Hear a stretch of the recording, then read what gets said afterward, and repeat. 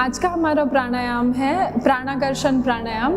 प्राणाकर्षण प्राणायाम बहुत ही विशेष प्राणायाम है और गायत्री परिवार के संस्थापक पंडित श्रीराम शर्मा आचार्य जी ने इस प्राणायाम की उत्पत्ति की है। उन्होंने इस प्राणायाम को दिया है। इस प्राणायाम के बहुत ही विशेष लाभ हैं और यह प्राणायाम आपके फिजिकल, मेंटल, इमोशनल और स्पिरिचुअल स्टेट को बैलेंस करता है, आपको भीतर से शांत करता है, ऑक्सीजन की सप्लाई को बढ़ाता है।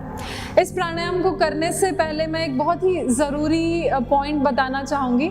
यह प्राणायाम आपकी पूरी साइकोलॉजी के साथ काम करता है, मतलब इस प्राणायाम के साथ ही आपको ध्यान भी करना है, तभी यह प्राणायाम लाभकारी होता है। जैसे बाकी प्राणायाम में आप सिर्फ ब्रीदिंग कर रहे हो तो वो प्राणायाम का अभ्यास होता है, अवेयरनेस रखनी होती है, बट अगर फिर भी अगर आपका ध्यान भटक जाता है तो अगर आप ब्रीदिंग कर रहे हो तो उसका इम्पैक्ट पड़ता है। लेकिन यह प्राणायाम इतना ज़्यादा विशेष है कि अगर इसके साथ आप ध्यान नहीं करते हो, इमेजिनेशन सिंक्रोनाइज्ड नहीं है ब्रीदिंग के साथ, तो इसका इम्पैक्ट पूरा नहीं होता है। इसीलिए इसको हम ध्यान और प्राणायाम का कॉम्बिनेशन मानकर अपने ध्यान को पूरी तरह से इस प्राणायाम में लगाते हुए करेंगे। इसमें जैसा कि मैंने पहले बताया, होल्ड नहीं करना है। ऑल्दो ये प्राणायाम जब हम रेगुलर करते हैं तब हम इसमें श्वास लेते हैं, रोकते हैं और फिर छोड़ते हैं, बट ड्यूरिंग प्रेगनेंसी जो लेडीज़ इस प्राणायाम का अभ्यास कर रही हैं वो होल्ड नहीं करेंगे।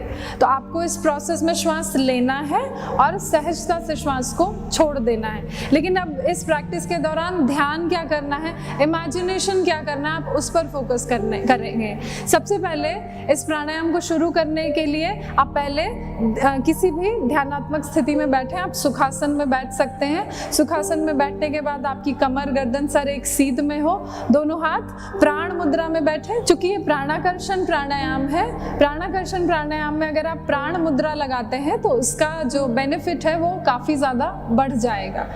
इस स्थिति में आने के बाद आपको सबसे पहले बैठकर प्राणायाम शुरू नहीं करना, यानी आपको ब्रीदिंग शुरू नहीं करना। आपको सबसे पहले अपनी मन की स्थिति बनानी है इस प्राणायाम के लिए। सबसे पहले आप आंखें बंद कर लें, अपनी मन को शांत करें, मन में चल रहे सारे बाहरी विचारों को बाहर ही छोड़ दें और मन को धीरे धीरे विचार शून्य स्थिति में लाने का प्रयास करें। जैसे जैसे आपका मन पहले की अपेक्षा शांत होता जा रहा है, सबसे पहले आप अनुभव करें कि आपके आसपास सफेद प्रकाश के रूप में प्राणों से भरे हुए बादल फैले हुए हैं।